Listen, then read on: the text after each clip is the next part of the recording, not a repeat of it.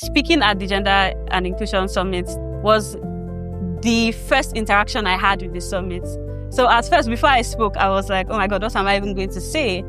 But the reception I got that day propelled me into the next phase of my career as a leader, because at that point, I was still growing. The second time, I performed poetry at the summit, and this time I'm a speaker and I'll be moderating a session.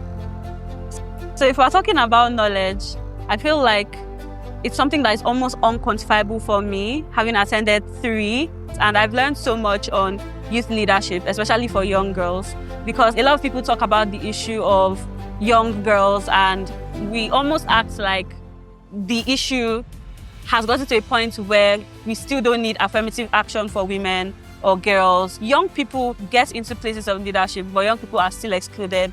Women get into places where they can be leaders, but they are still excluded. Persons with disabilities, there's exclusion on so many levels. And I think from attending different sessions in the summit, I've been able to learn about the intersection of the issues in areas that I'm not even an expert in.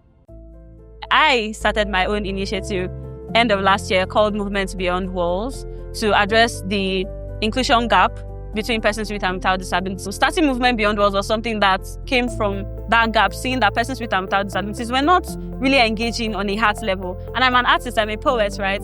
And I know that art and play are very good tools to bring people together. So now we get young people with disabilities and persons without disabilities to connect. So we've gotten a lot of success stories from the young people that I've worked with. They have gained so much in terms of connection with each other. And you can just tell that the programming is different. It's not the typical just come and talk and go. Right now, I would say that the birthing of my own initiative for me would be that success story.